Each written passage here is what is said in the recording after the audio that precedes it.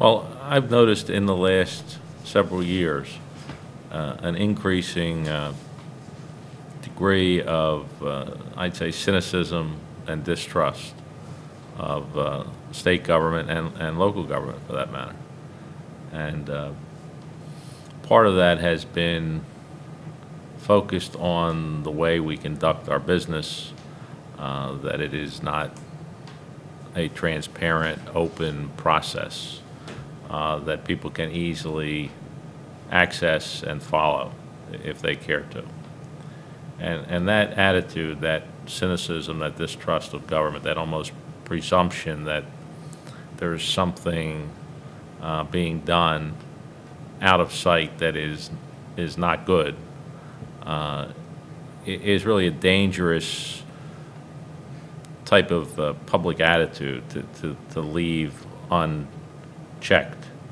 And the applicability of that to open records, it seems direct to me, that there should not be the level of dispute, the level of gray area, the level of litigation, and the level of difficulty that now exists in citizens obtaining records of government action. So for that reason, or that set of reasons, I think it's fundamental that we remove any doubt, any gray area, any difficulty about the fact that the basic rule should be that governmental processes are open for inspection to citizens in an easy, straightforward way that is not subject to litigation at every turn.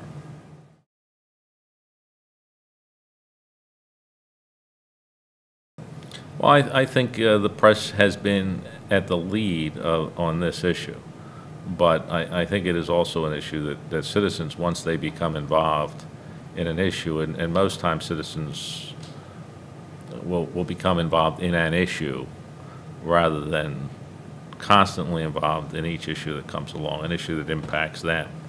And many times for citizens it's more at the local level than the state level, but it does occur at the state level with state agencies. And that is a reality, but the news industry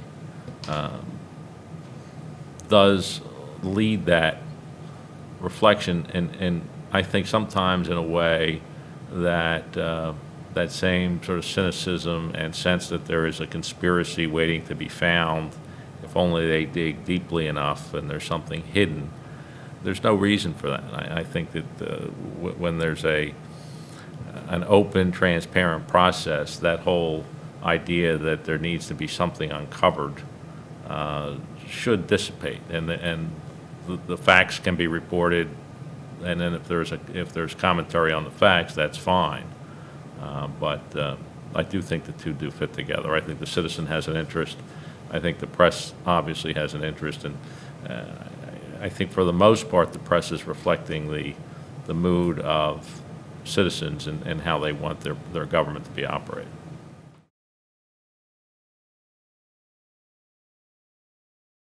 Some of it that we've taken, as I said, a very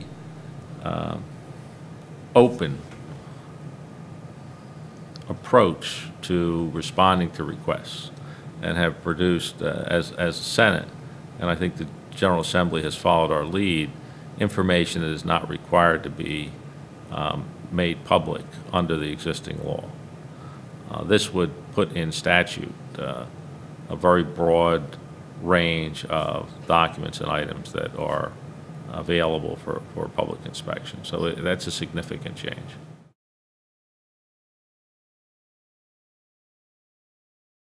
They're concerned that we don't impose unrealistic burdens on them that are costly or unachievable given small staffs. The larger municipalities are able to handle this, and I think in the long run will be saving time and saving expense with a more clear system, a more streamlined system. I think that the real challenge is if for a smaller municipality that may only have one or two office staff, maybe some actually still have only a part-time employee running the office in the township, for example. Some of the timelines, some of the use of technology might be challenging to them at first, and so we're sensitive to that, trying to make sure that the requirements of the law can apply from the smallest township up to the largest state agency, and that requires some tailoring. I think that's where some of the regulations that would be promulgated would come in and deal with some of that.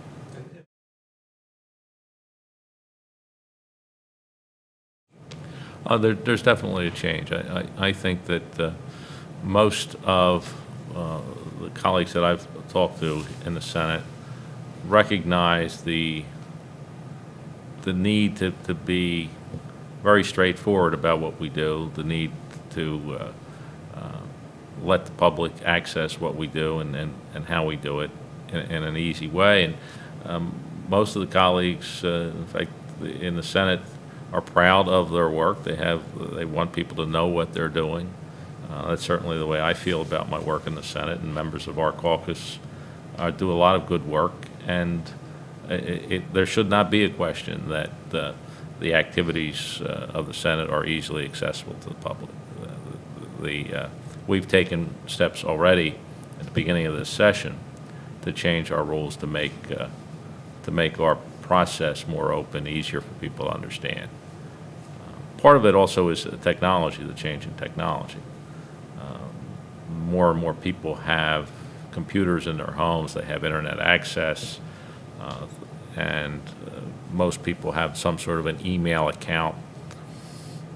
All of these technologies make it easier for people to access information, and applying those technologies to government processes can not only save people time and save money in the long run as far as reproduction costs and costs of requests, but I also come back to the original point that there needs to be a restored confidence in the integrity of government processes, and the best way to do that, I think, is for people to be able to access those processes, view those processes, follow those processes, and fully understands what's being done.